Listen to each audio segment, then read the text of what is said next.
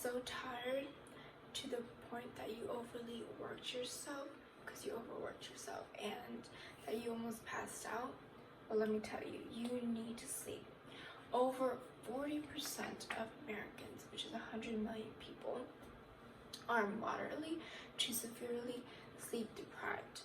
Among that are the college students. They are the most sleep deprived in our population.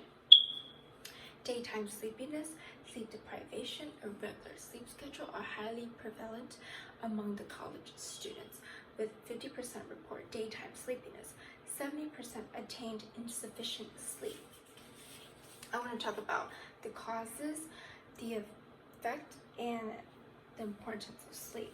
So the causes is going out, socializing, staying up late at night to study, stressed, and on the electronics. All of these disrupt their sleep in college.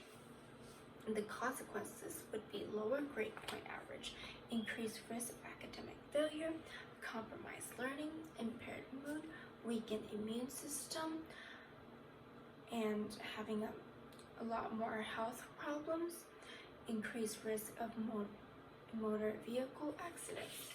According to National Sleep Foundation in 2005, 60% of adult drivers, about 168 million people, say they have driven a vehicle while feeling drowsy in the past year, and more than one-third, which is 103 million people, have actually fallen asleep on the wheel.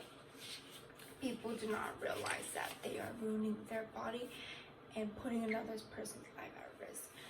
Everyone needs at least 7 to 9 hours of sleep for your brain to fully function. Daytime sleepiness is a major problem, according to deprivation in 2014, exhibited by 50% of college students compared to 36% of adolescents and adults. At least 3 days a week, 60% of students report that they are dragging, tired, or sleepy. When I was in high school, right, I always thought that sleeping late and studying would help me on the exam. But when I got to school, I had a headache, I felt nauseous, I felt dizzy. I was so tired by the time I took the exam. All of my information was gone. I did absolutely horrible on that exam. But when I started sleeping early and waking up early to study, I did so good on the exam, and I was in a much happier mood. See, the benefits of sleep is, first, concentration. You focus and think better. Number 2, immune system. It strengthens your immune system and avoid any sort of sickness. Number 3, emotional well-being. You feel happy. You don't feel depressed or having anxiety. And 4, human growth hormone. So during sleep, human growth hormone is released from your brain, right? It helps your body grow, repair damage, and build muscles. The most important function of sleep on the brain is the role of learning and memory. So memory formation is broken down to encoding, consolidation, and retrieval.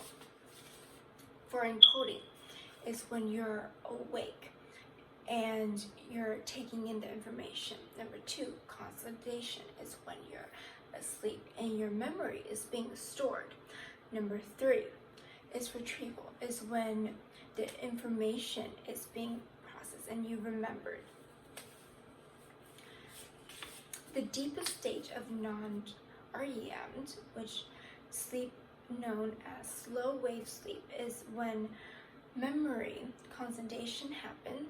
Sleep promotes the formation of new connections between cells. Like, these connections are called synapses, according to communication biology. Synapses are where your memories are being stored, and it's been found that more synapses are formed when well rested or when you're well rested versus when you're sleep deprived. Therefore, studying for exam, you should keep in mind that having an extra late at night study is doing you more harm than any good. To end this presentation, sleep deprivation is very dangerous to your body and to the public. When you're not getting enough sleep, it could affect the others too.